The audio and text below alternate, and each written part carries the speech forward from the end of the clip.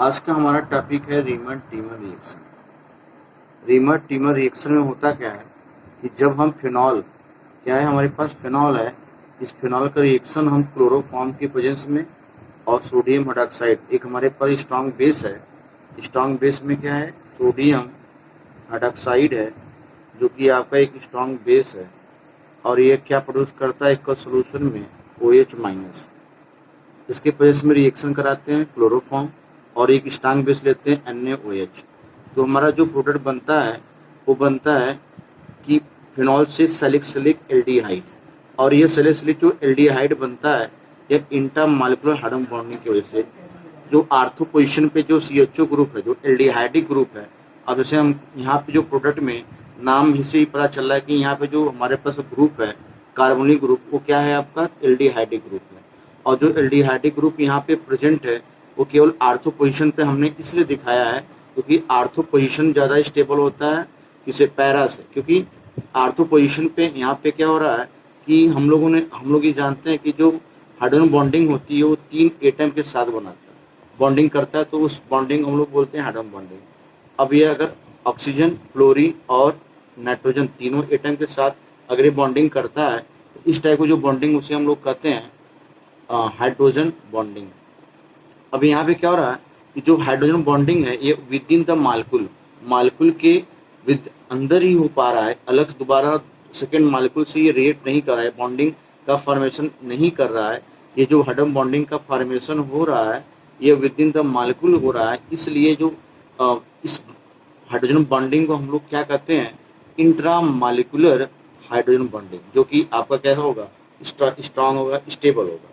इसलिए जो प्रोडक्ट में क्या होता है, जो मेजर प्रोडक्ट बनता है वो आर्थो पोजीशन वाला बनता है, न कि पैरा पोजीशन बनता है।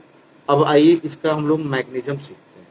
इसका मैकेनिज्म क्या कहता है कि हमारे पास एक क्लोरोफॉर्म है, क्या है क्लोरोफॉर्म है, और क्लोरोफॉर्म का जो फार्मूला होता है वो होता है CCl3H, और हम लोगों ने एक यहाँ पे NaOH लिया है, और जो कि एक्सेस अमाउंट में होगा। अब OH माइनस बेस है तो क्या करेगा OH माइनस है, और जो OH माइनस बेस है ये एसिडिक हाइड्रोजन को क्या करेगा अब्स्ट्रैक्ट कर लेगा, और यहाँ से क्या होगा कार्बन पे एक इलेक्ट्रॉन चला जाएगा, यहाँ ये electron pi electron sigma electron इस कार्बन पे शिफ्ट कर जाएगा। तो हमारा जो जनरली फॉर्मेशन होगा वो होगा बेटा -H2, यहाँ से OH माइनस और H प्लस मिलके क्या निकलते हैं H2 निकल का, यहाँ से क्या हो जाएगा रिमूव कर जाएगा, और ये फॉर्मेशन करेगा CCl Cl and Cl and minus.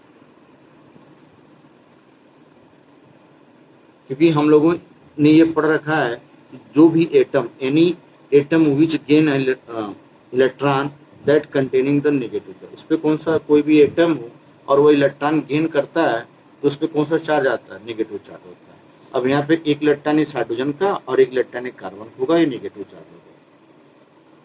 अब यहाँ पे क्या है, अब कार्बन एक ऐसा नेगेटिव चार्ज है, अब यहाँ पे लोन पेयर भी होगा। अब यहाँ से होता क्या है कि एक Cl, हमारे पास 3 Cl एटम है क्लोरीन के, जो कि क्या है मोर इलेक्ट्रोनेगेटिव है देन कार्बन एटम है, तो यहाँ से कोई भी Cl एटम क्या करता है यहाँ से रिमूव कर जाता है, क्योंकि Cl एक अच्छा गुड लिविंग ग्रुप होता है। कैसा होता है एक गुड लिविंग ग्रुप होता है, तो यहाँ से कोई भी तीनों में से एक Cl माइनस निकल जाता है, Cl माइनस का रिमूव कर जाता है यहाँ से, और जो कार्बन पे नेगेटिव चार्ज है वो क्या हो जाता है वो यहाँ से रिमूव कर जाता है, और फॉर्मेशन करता है CCl and carbon containing in only 2 electrons.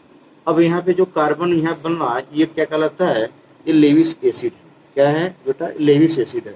ऐसा क्यों है, क्योंकि यहाँ पे कार्बन के पास टोटल इलेक्ट्रॉन कितने हैं 1 2 3 4 5 6, there are only 6 electron in carbon atom, that's why it is a Lewis acid because there is deficiency of electron. अब इसके पास केवल 6 ही इलेक्ट्रॉन है, 1 2 3 4 5 6, और यहाँ पे इलेक्ट्रॉन की कमी है तो ये इसको इलेक्ट्रॉन चाहिए, ऑक्टेट का इनकम्प्लीट है, इसको इलेक्ट्रॉन चाहिए, और जब इलेक्ट्रॉन चाहिए तो क्या कहलाएगा लेविस एसिड, क्या कहलाएगा लेविस एसिड। और इसका एक अच्छा नाम है जो कि डाइक्लोरो, यहाँ पे कार्बन से नंबर ऑफ क्लोरीन एटम कितने हैं 2 हैं, तो मैं 2 के लिए क्या टर्म यूज करते हैं डाई, और कौन से ग्रुप है बेटा क्लोरीन है, तो डाइक्लोरो कार्बिन, इसका नाम बेटा क्या है डाइक्लोरो कार्बिन, जो कि एक इंटरमीडिएट बनता है, जो काफ़ी बोर्ड के लिए भी इम्पोर्टेंट है, कंपटीशन पॉइंट ऑफ व्यू से भी काफ़ी इम्पोर्टेंट है। ये इंटरमीडिएट बार बार पूछा जाता है कि जो रीमर टीमर में इंटरमीडिएट कौन सा बनता है, तो यहाँ पे जो इंटरमीडिएट का फॉर्मेशन होता है ये है आपका डाइक्लोरोकार्बिन, ये इंटरमीडिएट बनता है। अब नेक्स्ट स्टेप में क्या होता है कि हमारे पास जो OH ग्रुप है, ये OH ग्रुप रिएक्ट करता है इंटरमीडिएट से, जो कि इंटरमीडिएट हमारे पास है डाइक्लोरोकार्बिन। अब हम लोगों ने पढ़ा है कि ये OH माइनस होगा, अब इस एसिडिक हाइड्रोजन को क्या करेगा, अपस्टेट कर लेगा। अब एसिडिक हाइड्रोजन को अपस्टेट करेगा, हाइड्रोजन को अपस्टेट करेगा तो जब OH माइनस है और ये OH माइनस आता है NaOH से। अब ये स्ट्रॉन्ग बेस है तो एक को सोल्यूशन में OH माइनस देगा।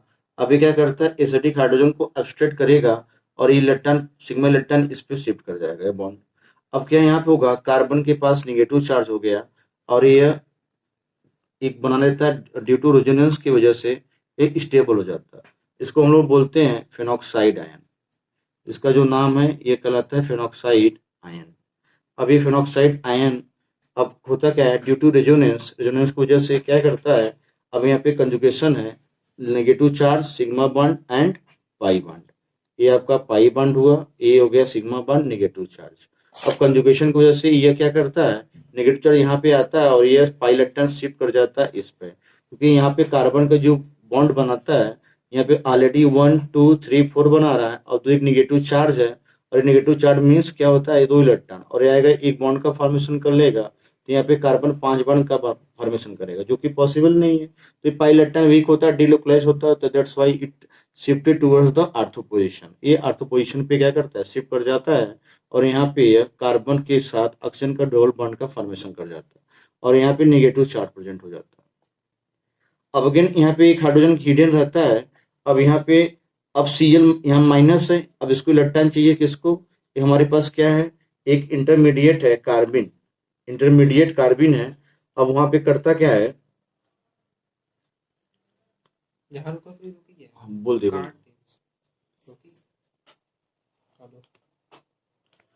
अब ये निगेटिव चार्ज अटैक करता है इस डाइक्लोरो कार्बिन जो हमारे पास इंटरमीडिएट है, और इसको इलेक्ट्रॉन चाहिए, इलेक्ट्रॉन कौन देगा, यहाँ से माइनस इलेक्ट्रॉन देगा और ये बनेगा आपका कार्बन ऑक्सीजन के बीच एज इट इज जैसे का तैसा है वही रहेगा। बस होता क्या है, यहाँ से ये बन जाए इसका जो फॉर्मेशन, अब जो एटम इलेक्ट्रॉन, अब यहाँ पे हाइड्रोजन ऑलरेडी पहले से ही है, अब जो एटम इलेक्ट्रॉन लेता है उस पर कौन सा चार्ज आता है, माइनस, और यहाँ पे बना देगा Cl। अब अब यहाँ पे क्या है, सिग्मा कॉम्प्लेक्स का फॉर्मेशन कर रहा है, क्योंकि यहाँ पे अब इसने, अब इस बेंजीन रिंग ने अपनी एरोमेटिसिटी को क्या कर दिया, लूज कर दिया, तो यहाँ पे हाइड्रोजन एटम क्या करता है, अपना इलेक्ट्रॉन लूज कर देता है और लूज करके यहाँ से H+ के फॉर्म में निकलता है, और यहाँ पे C- है और इसके साथ क्या कर लेता है, बॉन्ड बना लेता है, अपस्टेट कर लेता है, C- से बॉन्ड बनाएगा तो ये फॉर्मेशन करता है O बेंजीन जैसा है, वैसे हम लोग लिखेंगे इसको, और यहाँ पे आपका एरोमेटिक बन गया, डबल बॉन्ड हो गया, और ये बन जाएगा CH Cl। यहाँ पे जो C- है ये H+ क्या करता है, इसे अपस्टेट कर लेता है और करने के बाद बॉन्ड बना लेता है, CH बना लेता है। अब अगेन यहाँ पे होता क्या है कि हम दो मोल मालिक्यूल लेते हैं NaOH के, क्या लेते, दो मोलिक्यूल लेते हैं NaOH के। अब यहाँ से दो OH- निकलेगा और इस Cl- को OH- निकलेगा।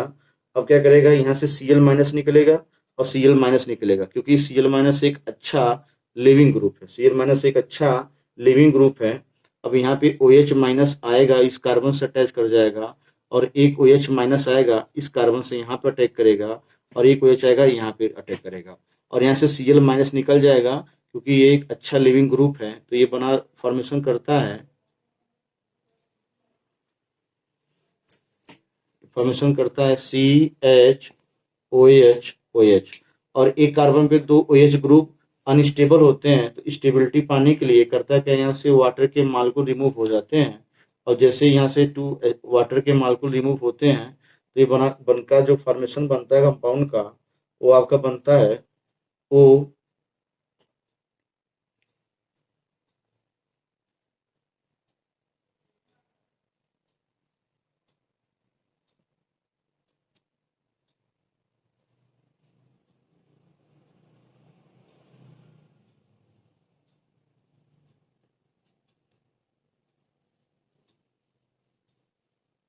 CHO, C यहाँ पे था ही ऑलरेडी, पहले से H है और यहाँ से H2O निकल ही गया तो यहाँ पे O बचा।